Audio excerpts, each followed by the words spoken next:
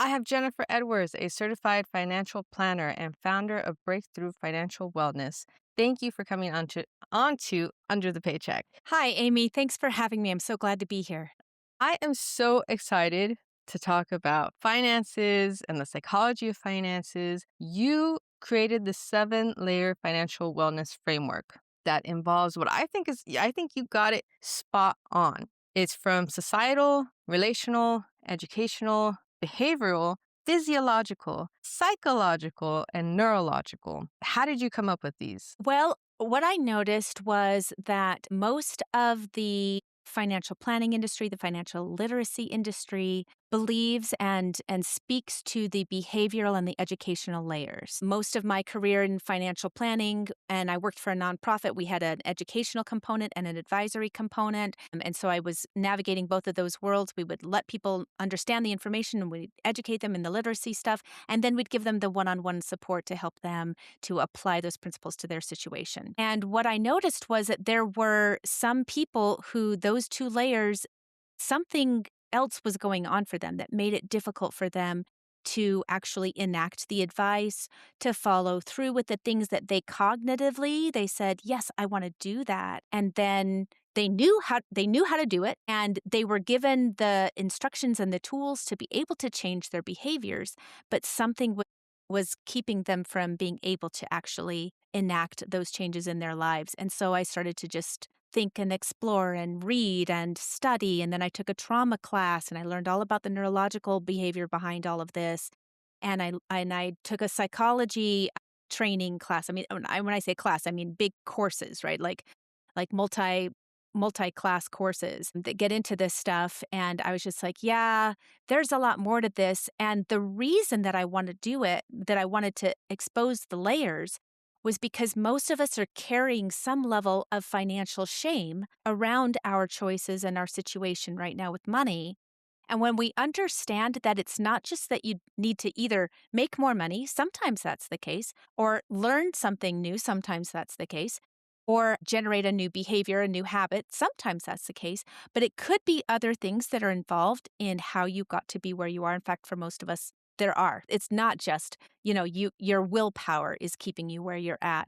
And what that does is it helps us to diminish that shame, and then we can start to work from a place of like confidence and clarity and go, there's a lot to how I got where I'm at.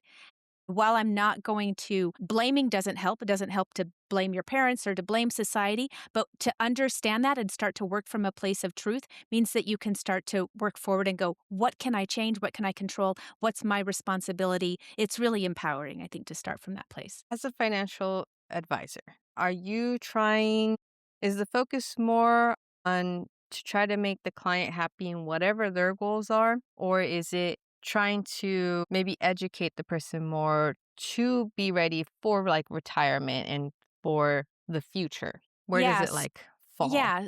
So now my main work is certified financial therapist. So I don't know if you mentioned that in the thing. Okay. So the certified financial therapist credential is what I tacked on after I left the nonprofit firm that I was working for to focus on these psychological things, because I saw that financial planners, we have this training that helps us understand the logical side of things, and like we really are great at running projections and helping tune people into like, this is what's going to happen if you continue at your current savings rate. If you don't change it, you're going to have this lifestyle, and putting those choices in front of people and saying, so you just tell me what you want. You can either work longer, you can save more, you can have a lower standard of living in retirement, or you can, you just tell me what you want and I'll tell you how to get there. And that's great financial planning. That's what it does. But what it doesn't do is oftentimes people will actually get those goals. They'll be like, okay, I'm saving enough. Here I am. I'm doing what's right. And they're still not feeling calm and confident around money. And I see this happen especially with really high net worth clients, millions of dollars in the bank, and they're obsessed about money. And it hurts my heart, because I'm like, if $10 million in the bank doesn't give you the ability to relax and just live life and enjoy your family, like you've been working all these years to build up this level of wealth, and now you're in retirement and you're having Now I know that it's a neurological, like it's a safety response. They're not feeling safe watching those account balances decrease. Like they're used to money increasing, right? Their nest egg growing. And then when it's like it's time for deaccumulation, it's time to like actually watch this money like fund your life. And it is to flip that switch for people. I've worked with people who's just like, this is so sad.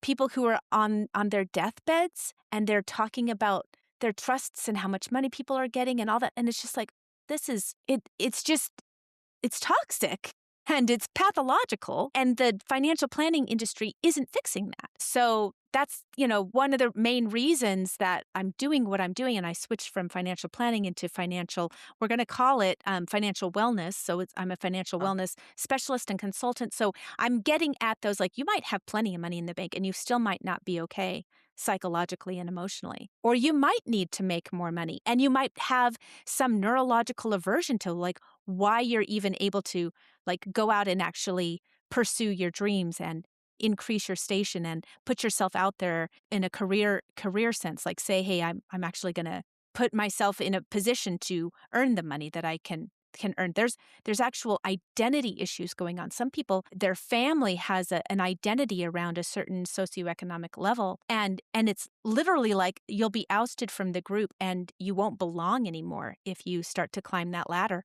So until we deal with that kind of stuff, the finances aren't going to fall into place correctly. Oh my, I think I'm feeling the physiological part of this conversation. Little bit You're of like stress response coming up, and you're like, this embodies me. Yeah. everything you're saying, it feels like it's like speaking to my soul and like hitting every point. And I'm like, oh no, that does sound like me. No. Oh, okay. But see, it's important because if it's like happening to me, it's happening to everyone, and there's no particular like level to it. Like maybe you're like just anxious to check like your bank account. You don't want to look at your bank account. Maybe you're anxious because you do have millions and And you don't millions wanna isn't lose it. enough. You don't You don't wanna want to lose lose it. it, and you want it to go to the like, let's say you're 10,000,000, you hold $10,000,000 in the bank, and you're 75 years old, and you know that you're not gonna be on earth forever, and you're worried about what's gonna happen to the because you have identified with that money. It is a symbol of your life's work, and so for it not to serve the purpose that you have imbued with that, then you're going to be stressed about that, and to learn to let that go and to just go, hey, I was actually like becoming who I became through the process of getting this wealth. Like that's in and of itself enough. And if my children decide to do something different with it, or what I would be encouraging is to fund nonprofit work. That's the other thing. The other kind of reason behind my work is that we have all these anxious wealth holders, and we've got plenty of financial capital in the wealth holders of this country to fund all of the nonprofits for decades. And they're all struggling to get the money that they need to fund the social programs that we need in this country. And if they could learn to let go of that and be like, hey, maybe I don't need to give it all to my children. By the time you die, your children have already had their career. They're probably not in a vulnerable position anymore. So it needs to be part of the legacy plan. And a lot of people are like, it's almost like this equation that they have in their heads. Like, I went to work and I worked so hard, so I actually kind of neglected my family. And now the way that I'm making up for that is to give them this wealth at the end of their lives. And there's just a lot of emotions tied into that, a lot of relational issues, which is why that's one of the layers. Sometimes they don't want it. Sometimes they identify with it as a source of pain or a source of abandonment or rejection. And so it's not speaking to them the way that it's speaking to you. So, we need to treat money the way that it is. It is Think of it, it's like an empty battery. It's a source of energy. It can be used for anything. We identify with it, we create all these stories around it, and until you unpack that, you're probably not as fully healthy as you want to be around money. I'm sure it's not easy to I wish it would be like to be like, what is the problem? What is like the specific issue on why we have so much emotion tied to money? Because it is a little weird because on one point you have no money and you're stressed. You gotta pay things. You're 20K in debt, you get your student loans going, it feels like it's never ending, and you're just, like, in this, like, circle. But then in the other point, say for, like, example, I'm a very small business owner, and if for whatever reason my business didn't make, say, $1,000 of what it made last month, and I've dropped, I feel like I'm a horrible person, even though Right. everything is fine, you know? Dinner's on the table, I'm fine, clothes, the basic things, no big deal. Next month will be fine. And yet it's like this weird correlation of no matter like what I imagine, no matter what position you're in, there's a problem. Mhm. Is it as simple as just asking why or If like it was simple, people wouldn't pay me thousands of dollars to help them overcome it. Because one message that we have, this is in the societal layer, one message that we get, and we see it all over the media, all over social media, all over the movies in Hollywood, and even the messages that come out of our politicians, is this equation between self worth and net worth, or let's just call it self worth income. But, basically how much money you're earning, how much money you have, and what you're worth as a person. I mean, even the phrase, and you'll hear this in small business groups all the time, to charge your worth, charge what you're worth, because people are like, oh, people can't afford what my service is, and then they'll say something like charge your worth, what you're worth. And it's like, Amy, your worth is infinite. Nobody could ever pay you your worth. So we need to disconnect that. Your how much you made last month versus how much you made this month. When people maybe reject your services, like let's say you closed 10 calls last month and you only closed 7 this month. You had the same number or the percentage went down or whatever. It's so hard for us. We have to do the work to do it. It's so hard for us to disconnect that is not a rejection of it's a rejection of that person. There's all kinds of reasons why they may not have the money to do it. They may not be ready to do the work that you're saying, hey, I could do this for you. And they might just not be ready. They just might be in that place. There's a whole framework about indecision and where they might be on that spectrum. And you might have to nurture that a little bit longer. But it really is this message that we get from society that says rich people are worth more in society. We even put numbers on it. The adjusters will do it for life insurance. If you went into your life insurance adjuster and said, I want a $30 million policy, you'd be denied. yeah. But somebody else might be like, only $30 million. I mean, like, I'm worth $600 million, right? And so like we're actually literally like putting values on people, and you see it even not monetarily, but like I live on the edge of the Navajo reservation in Arizona, and there is a huge missing persons problem on the reservation. If somebody had the same set of facts and they were Caucasian and they lived off the reservation, like the FBI might get involved, and like you'd have huge search parties and you'd have huge like social media campaigns like Nancy Guthrie. She's in Arizona. I grew up in Tucson. Like trying to find this one old lady, the resources that are being put into it. And yet every year, dozens to hundreds of people are going missing. If you do nationwide, it's definitely hundreds are getting victimized or going without. And it's like we as a society have said that this other person's life is worth more energy than somebody else's. We've done this with people of color. We've done this with Black, Indigenous people of color. Been told their whole existence that their lives are not worth as much as another So person with a this would different fall color. under like societal, relational, educational, and behavioral in your 7 layer as This exact thing of like how much you're worth. So that's definitely societal because it's coming in from this image, and you've had it since you were on the playground. There were hierarchies on the playground. Who was popular, if so and so, didn't come to school, who noticed, who was going to call your parents and say, is somebody okay? Is somebody sick? This was happening since, early grade school. So societal, yeah, for sure. And then definitely it's in our psychological layer, because it's this story that we have then created out of the information that we have been receiving from society that then tells us the story, like you're saying, like, oh, I didn't make as much this month. And you feel, and this is where the physiological comes through, the psychological is the story that creates the physiological response and the emotions is, I'm not worth as much, or I'm disappointing people, or I must be a screw up because, my income isn't just going steadily up month to month. As you know, as an entrepreneur, and as I know as an entrepreneur, that's not how it works. We know It's that not how it works. intellectually, we And yet know it that doesn't make us feel better. not until you process those things intentionally.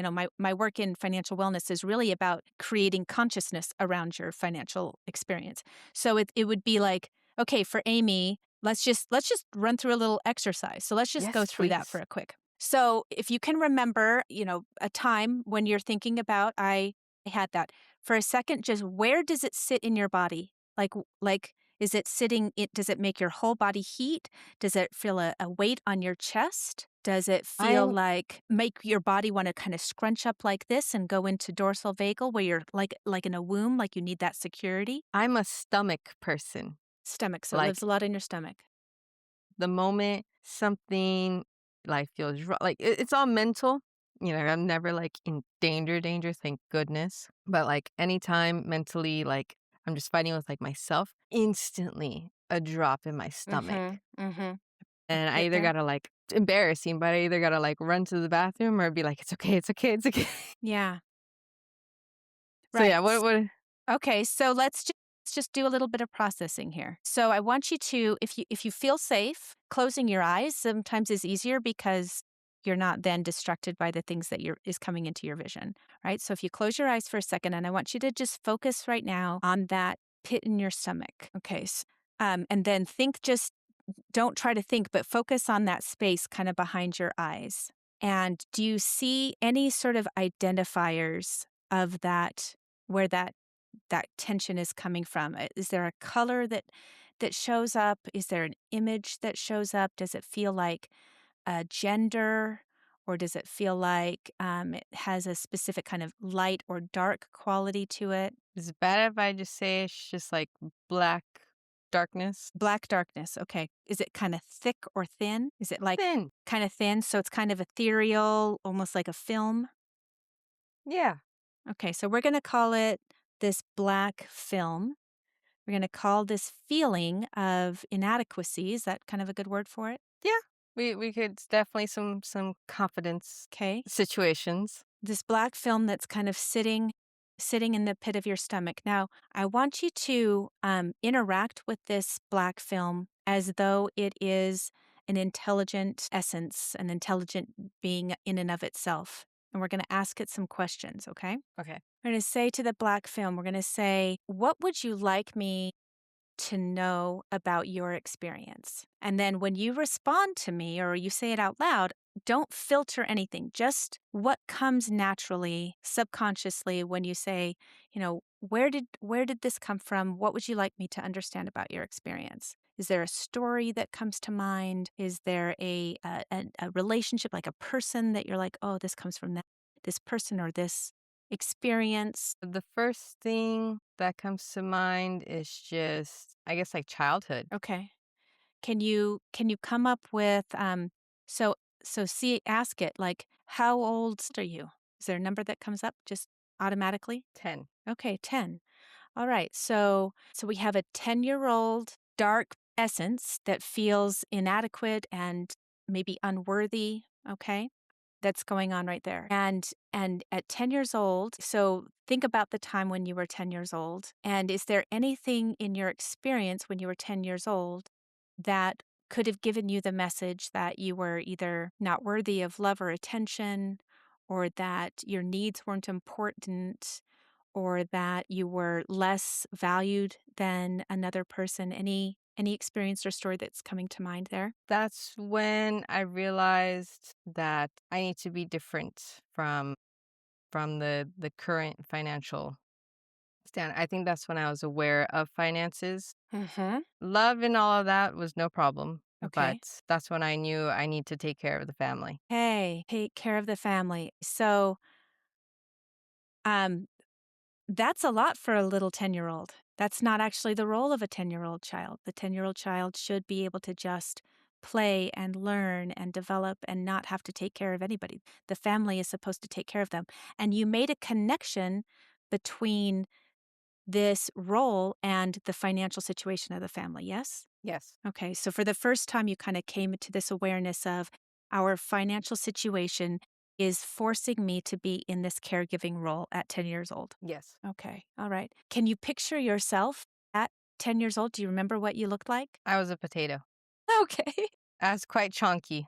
Okay, so you envision that little 10-year-old child? Can you bring her to your awareness and to your consciousness? Yes. Okay. So here she is. Now, can you take her out of you and set her in front of you? Yes. Okay, so she's sitting there in front of you. What would you like her to know? What would you like her to feel? What would you like her to experience that she didn't get back then? Or you could even ask her. Usually it's just saying something like, I get that what you went through was really hard. Girl, you are amazing. You think about and worry about the future so much. You just got to be a 10-year-old. 'Cause you got it covered. You did it. Hmm. There is no problems. And can you let her know that you recognize her sacrifice, that she didn't get to have the childhood that she deserved because she had to take on adult roles way too early? I would probably tell you not to go work at Del Taco because Del Taco really sucked. Okay, so don't speak to me like you would say it. Say to her, say, "Hey, I wish you didn't have to go work at Del Taco because that really sucked." I wish you didn't have to go work at Del Taco because that really sucked. And then ask her, "What would you rather have done?" What would you have rather done? Okay, what's she telling you? What's the first things that's coming to mind? Buy a motorcycle. Buy a motorcycle. So she wanted a dirt bike or something? And my family is all motorcycles. Okay, motorcycles. Now, at 10 years old, you're not really allowed to drive motorcycles, but maybe you found some roads off and But there was passion. there was passion. She wanted to ride motorcycles. She wanted to get prepared to ride motorcycles and be able to ride motorcycles, and instead she had to work. Can you just witness that for her for a moment and just say, "Man, I wish you could have focused on that instead of having to take care of your family at 10?" Yes. Okay. How is she responding to you right now? Nothing. She's low affect, not really emotional about it. Yeah. Is that something that you have experienced a lot in your life where you just kind of keep from feeling an emotion to keep from feeling the pain? No, I'm a big screamer and crier. Okay. So she is protecting you. She's holding on to the armor so that you can have some emotions. You want to release her of that? How? So we're gonna let you. We're gonna help her. We're gonna say, hey, at 10 years old, you don't have to be the strong mighty force with all of the answers anymore. Ask her how old she thinks you are. Think I've lost her. Oh, she's run away. Okay, she's a little bit afraid of this inquiry. It's like, wait a minute, I might be going into dangerous territory. Okay, so sometimes that happens and what we're doing right now is internal family systems work. And so that usually means that there's a protector part that is coming out to say, no, you can't have access to her because we don't trust that you're going to take care of her because at 10 years old, of course, when you couldn't, she had these burdens. Yeah, you can wake up. That's good. How Ugh, does your stomach feel now? good. I feel airy. Feels a little lighter? Okay. Airy but sweaty. Okay, so that's all energy, the sweat and the air moving, that's literal energy being released. So those are all really good things. Now, we're not going to solve all of your financial issues in one little, Damn. 10-minute session. You're like, I was signing up for that when I had Jen on the podcast. That was my whole point. But a little bit of that, you could go back to her, like maybe tonight when you're laying in bed before you fall asleep. Sometimes I like to put my hand on my chest and like almost like rocking a baby, just being like, any parts that want to show up and tell me what they're feeling, or just speak to her, even though she may not be responding. Say, I just want you to know I'm here for you. This is what we call being self-led or in self energy. So that's really where you want to interact with your money at all times. That's the goal. We know that that's not going to happen all the time, but especially in big decisions, big decisions with business or in big decisions with, you mentioned before we got on the call about how you want to talk about, home purchases and retirement planning. Like we want to come to those places in the place that you're feeling now, which is calm, I would imagine, more calm than you were before. Maybe feeling a little more confident, like, yeah, some of these things weren't in my control as a little child, but I can now address them in a more mature fashion and more developed. Since I'm being extra vulnerable on the internet, I Mhm. do want to give some context in case somebody does feel these same things. For anybody who's listening, childhood normal, all of that, no weird traumas. It's just, and I think a lot of people would say the same thing where your parents are just, broke. You have food, a roof, clothes, you're going to school, but you know that you could see like your parents fighting over money or like a rent payment's missed or you can't necessarily go and get like new clothes. You got to go to like the thrift stores and stuff. So we're talking the same experience here. I just want to let you know that. My parents had to borrow money from me sometimes in my babysitting days to pay the water bill or the electricity bill. But we always had a roof over our head. We always had food on the table. Wasn't the best food, but not new clothes, lots of hand-me-downs, lots of secondhand stores, knockoffs, that kind of thing. And I got to do everything. I went to college, I travel, I do have motorcycle, I do whatever I want whenever I want.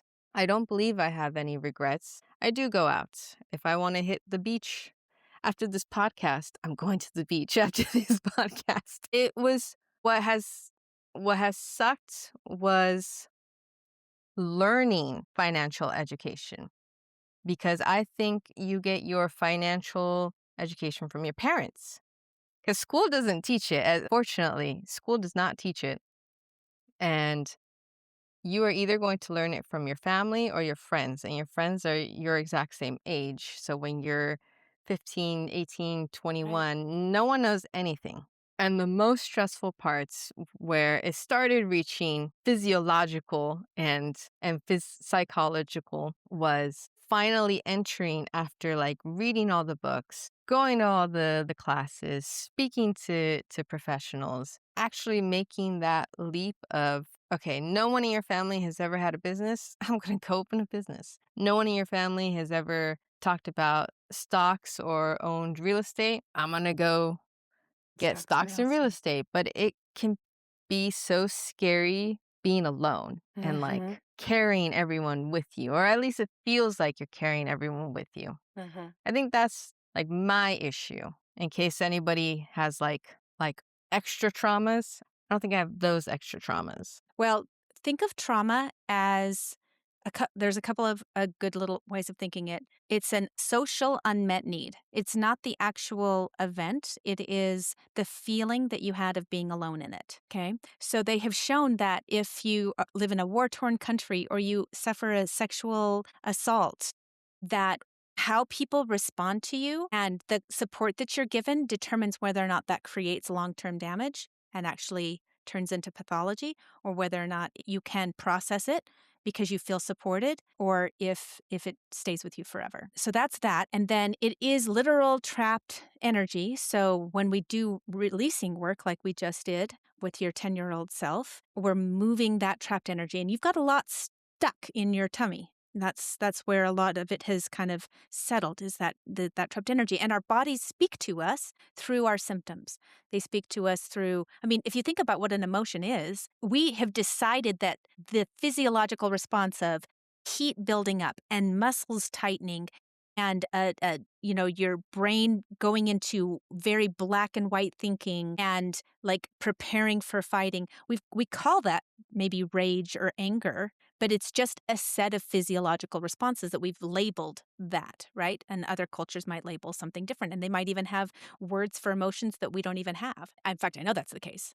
There's lots of words for emotions that English doesn't fully capture, Do you right? think So we're suffering more now in this like emotionally with finances and the world revolving around money and the economy and all of that than we used to say in the 100 years ago?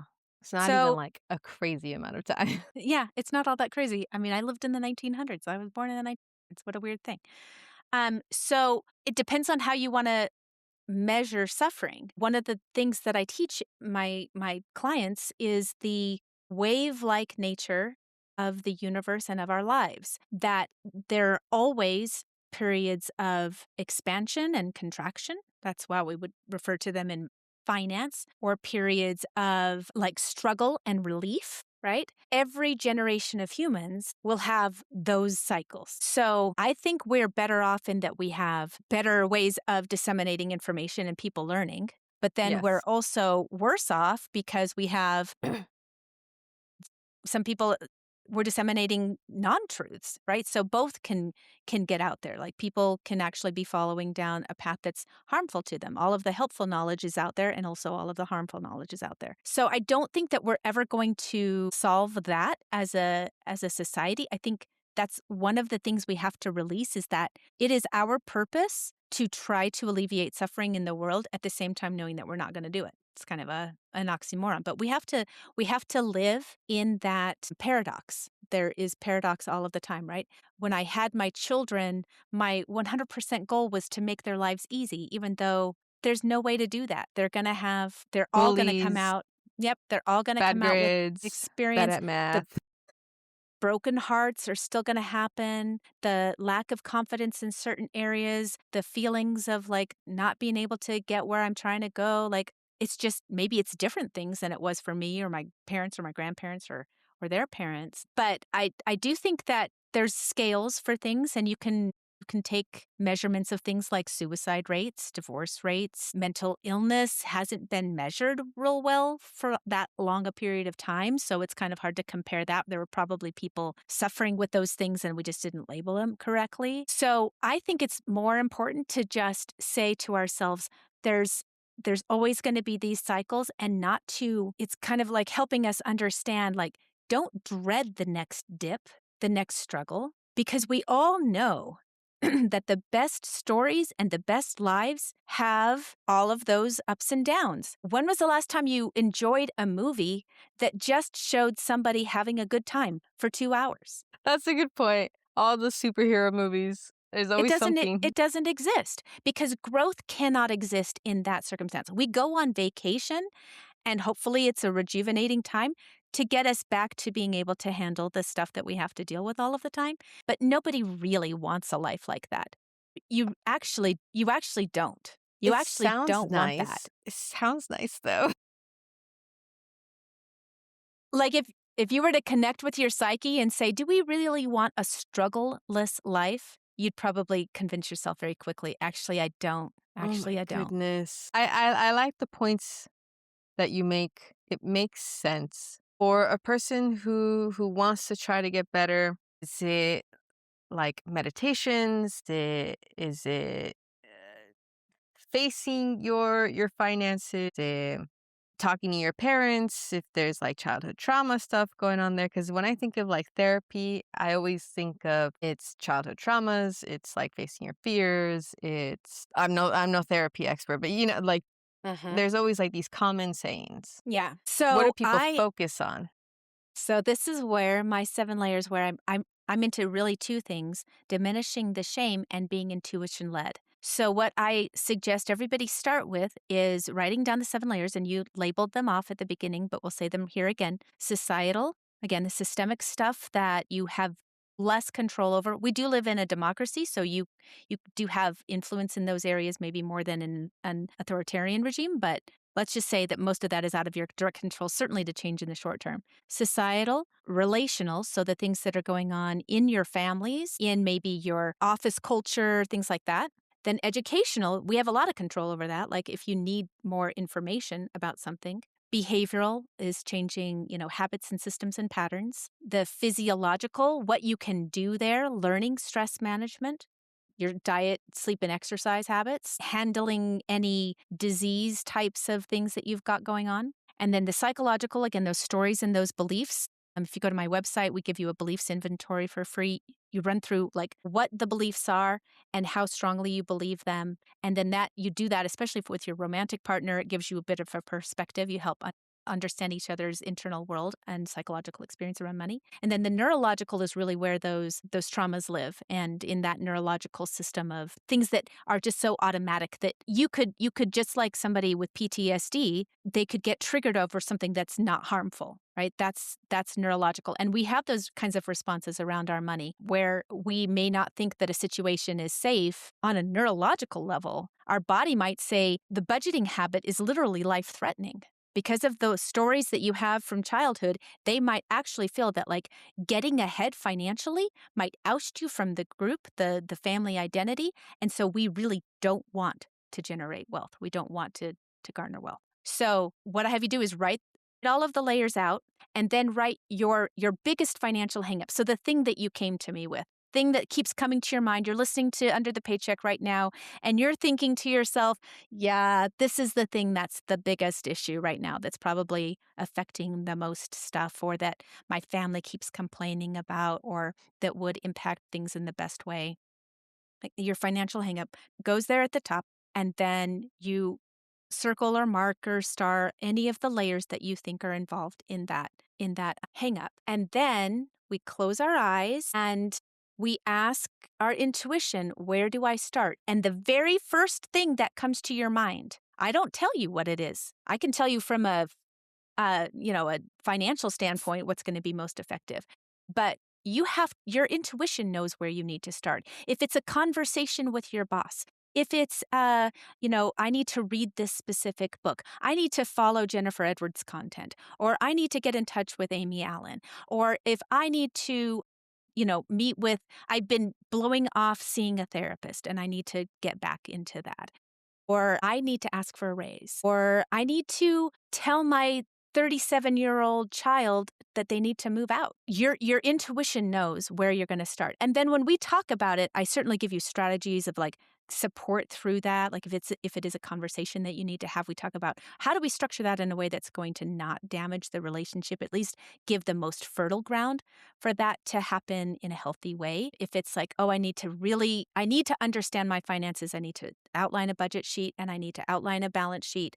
And I want some support through that because you're probably going to have a neurological response even going through it, just getting the right kind of support.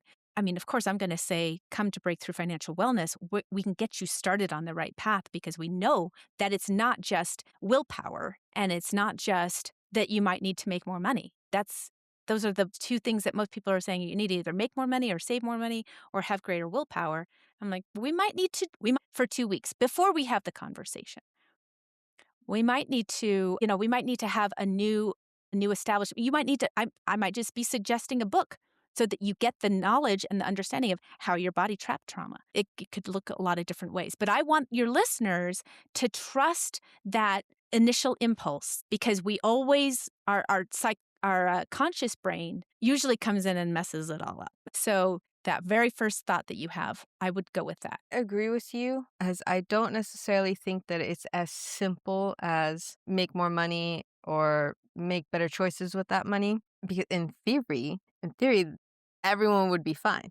In theory, like, The okay, great. knowledge is out there. Everybody Yeah. has access to the information. But I wanted to specifically talk to you because the neurological point of like a blockage sounds so interesting. And it sounds like that would be the part that is stopping you. So say like you made a point of going out to make more money. Times you'll be stopped because wait, I can't possibly jump from let's say 40K to 60. 7. I don't have the experience, I don't have the education, I don't have the time, I don't have the Right. I don't. Right, right. So now I have kids, I don't know, anything, right? Whatever So excuse you wanna now give yourself. So now you just stay there at the 40. You've learned how to budget with that 40. You're comfortable, but you could have been somewhere else. So theoretically, yeah, a little happier. Theoretically, a little like further down. But I think it's that neurological thing of like something stops you. And it's not as simple as just make more money and handle that finance better. So the neurological response is really about, and it sounds kinda silly, but literally as a child, created a part of you created a story that this could threaten your life because that's what it was to a child. Think about when we were little, if you don't have control over your resources, like the grown-ups around you are supposed to get those for you, you literally could die. And they have shown that babies die from not getting love, even if they're fed, even if they're changed, even if they're kept warm.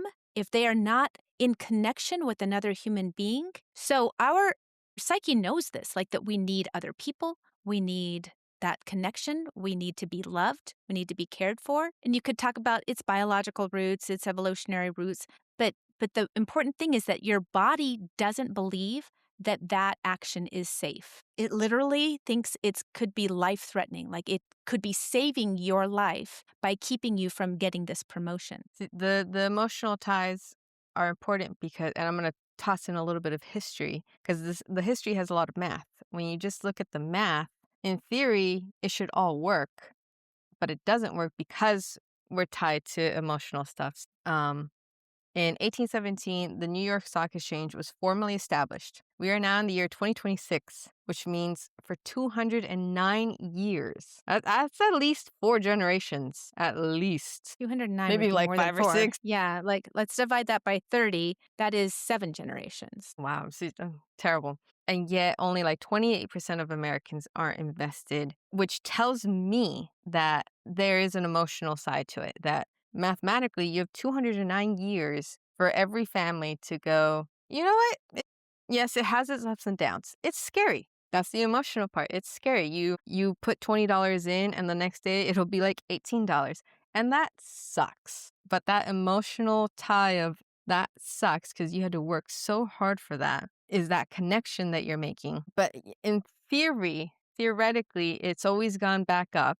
But then you have that dip again. And then it always gone back up to where I can almost guarantee you that in 1817, let's say Vanguard. Vanguard right now is currently trading at like 600 and something dollars. There's no way it was trading for 600 something dollars in 1817. Well, the interesting thing about stocks too is that what you need to do is own the whole basket of goods, the whole basket of publicly traded stocks The 500. in portion to each other. So in their market share, at least relatively to that. And that is what has created we're going to call it the 6% equity premium. So 6% over inflation. So if inflation's high, then you're getting more off your stocks. It's a little bit of a delay, but there is no period of time since worldwide diversified portfolios were available to people that a 20-year period did not produce a positive return. Exactly. There's only that I know of one period that produced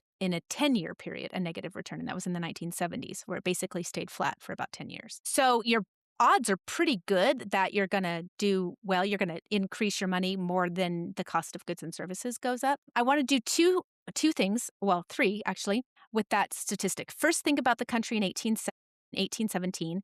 Black people still were slaves. We were 50 years away from them even having basic rights. And then we were in Reconstruction, and that did not last long enough. This is my historical perspective. That did not last long enough. And so then we went into Jim Crow era. So Black families have not had 7 generations to build wealth. We're really at about 2 or 3 for them. Okay. So that's in there. So, and then the other thing that we have is, because again, what did I say about the neurological thing? It's about safety and trust. And so Black people have been told, I mean, we've got the Freedmen's Savings and Loan, where all of their money was stolen. We've got the Tulsa financial district riots, where all of their money was destroyed. All of the Black-owned businesses were destroyed. So there's trauma in there. Then we've got the Native American experience, where the government was signing documents and then just saying, you know what, I know we put this on our signature on these treaties, but we're just going to take your land anyway. So the trust in the institutions, especially for the BIPOC community, is legitimately, and it's like, well, of course they don't trust the institutions.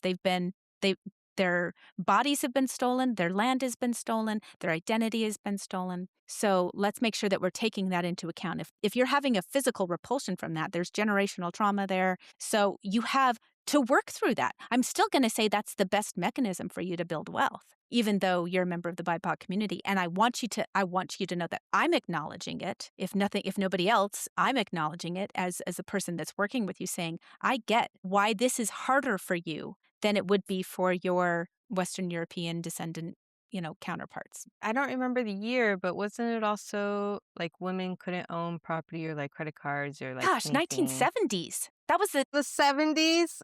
No, I was really hoping like 1917. No, when they didn't even get the right to vote until let me look it up.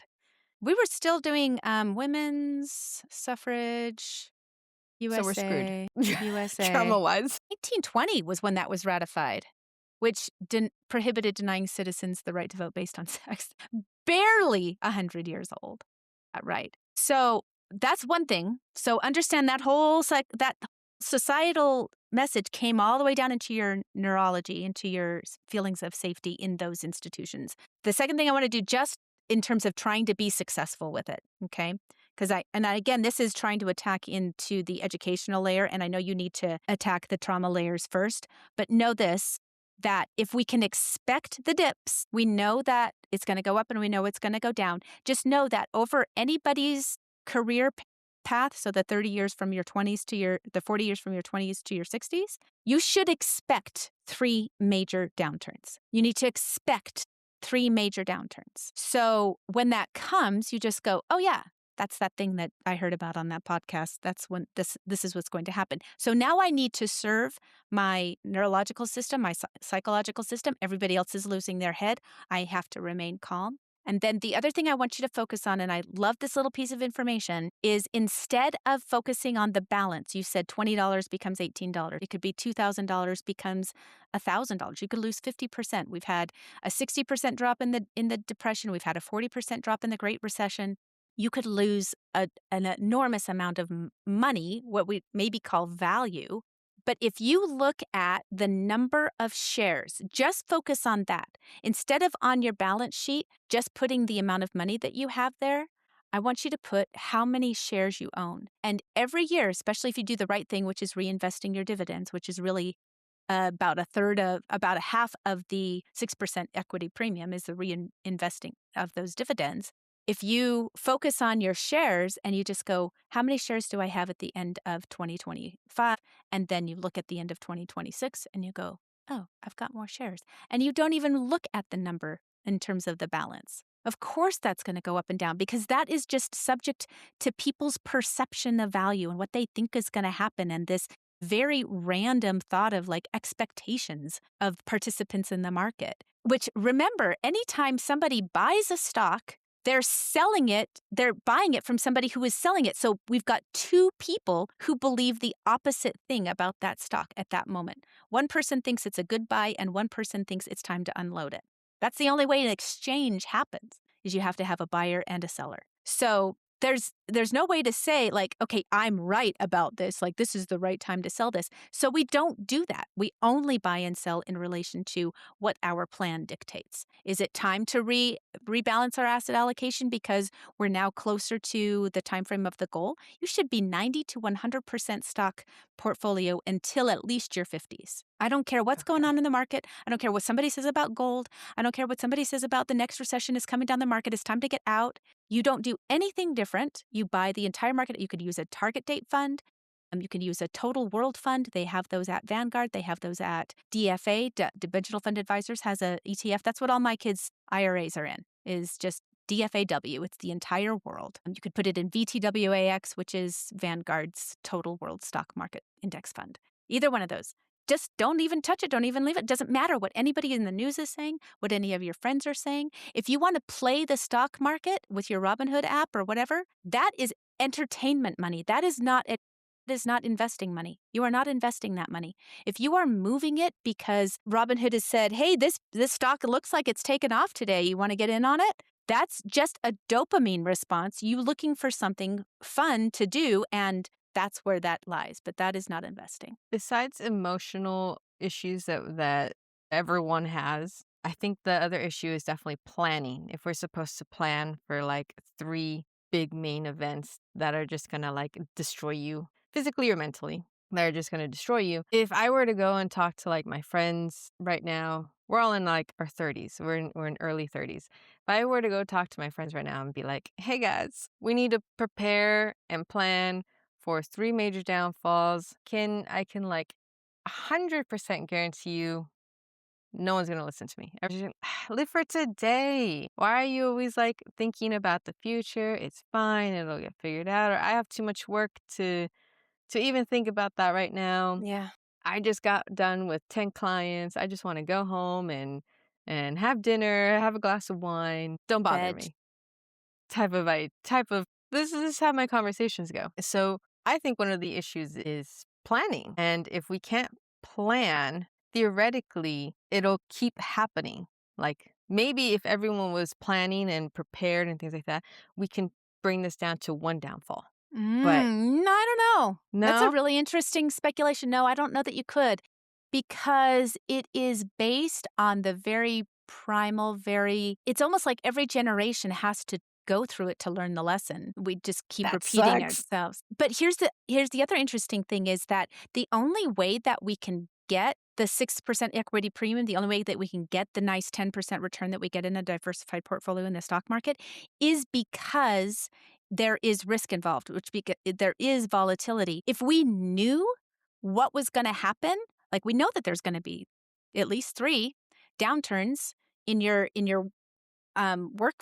life, but we don't know when, we don't know how long, and we don't know how deep. And if we could predict that, if we could just say, okay, this is, then there wouldn't be enough volatility in the market. The reason that it works is because people are speculating. If nobody speculated, then those of us who aren't speculating couldn't actually take advantage of that. It's only because it's like nobody knows, because it's irregular. So Okay, when I look I at kinda get volatility in it. the market, I just kind of go, this is the little secret that those of us who are disciplined and patient get to take advantage of because so many people aren't. Because so many people are trying to use a long-term investment tool to make money in their short term. And we get to benefit from that. And I don't think we'll ever get rid of that tendency. I think there will always be people. This is why we have betting of any kind. You don't know what the outcome is going to be. You've got 2 groups of people. Let's just say it's a game, a football game or a cockfight, right? You're talking about 1817. And somebody is always going to say, "Oh, I know this guy. He makes, he raises good roosters that are really good at this." And the other guy is saying, "Oh no, this guy has a new technique and so they all think that it's knowledge based, but it's just luck. It's just random. But you will always have people who try to do that. And that is a dopamine seeking behavior, is trying to make money in the short term off of something. That is seeking that. If you've ever been to a casino, that rush of energy that you get right as you're pulling down the pulley, or as the dice, I don't gamble, but as the dice is being rolled and you think that maybe you could, win $100 in just 2 seconds, not using any skill, not providing any service or anything of value to the universe. That's a rush of dopamine. And a lot of us are seeking that in our society today because we feel bad. We feel bad, and then we seek a dopamine seeking behavior that happens to create this. This is another thing that I teach in my classes. I mean, when I work with clients, it's like we're teaching you concepts and then we are applying them to your life. And we teach about the dopamine system and how this is Anna Lemke's work, and how the pain and the pleasure centers are co-regulated in the brain. So you can't actually have just a pain-free response, just a painless response. You're going to have this lever that says, okay, I'm lessening my pain by rolling the dice or betting on this, whatever. But then your brain is going to have to say, well, we're going to have to even that out a little bit with an equal amount of pain. And because the societal message around pain in our culture is pain is bad, this is why I teach you that to expect it. Like we got pain around the corner. There's growth in pain. There's connection in pain. You learn a lot in pain. When you go through something, you figure out what you're all about, what your priorities are. When you're in a crisis, who comes to your aid is really revelatory. Mhm. You learn who's really on your side and who's just kind of on the sidelines and doesn't really, but then when things are good, it sounds like, sometimes we have to have those painful experiences to learn something about ourselves, to learn something about our relationships, to figure out, what is our worldview? We have a lot of people out there who don't believe in a higher power until the earth starts shaking below them, right? That's And then they're true, just uh-huh. all of a sudden they're like, God save me, right? And uh, and there's a lot that we learn about, the universe, about ourselves. So that's part of where I'm just like, to be conscious about it is just to go, ooh, uncomfortable for sure. I'm not dismissing that it's painful and it's difficult and it's hard and nobody wants it. I certainly am not wanting it for myself. But when it happens, if I can get conscious around it, I can go, on the other side of this, I will have a better perspective. Now that I'm 50, I have several of these to look back on. My kids who are in their 20s and they're experiencing their first major heartbreaks and the disappointment of maybe getting turned down for jobs or the difficulty of working with a boss. I'm like, I know you're going to survive this because I've seen it in myself. I've seen it all around us. They're still feeling like this is the end of the world because they haven't overcome all that stuff yet. But they'll learn their own strength through those things. And so I don't try to help them through it. We try to certainly problem solve, but I don't have the perspective of like, oh, we need to stop this at all costs. My goodness. Thank you so much. I could talk to you all day about the psychology of money and the psychology of our history, but I really have to let you go. We're a little over an hour, but I had so much fun. Where can people find you? Where do you want people to get all your socials? And of course, I will link everything in the descriptions below. So the name of the business is breakthroughfinancialwellness.com. It's long, but it makes sense. Breakthrough Financial Wellness, all one word, no underscores or anything like that. Go in there, either get our free resource and get on our email list, or just go and book a 20-minute complimentary call with me. We just start with like, what are you experiencing around money? And then we start to come up with a plan of attack. Awesome. Thank you so much. All right.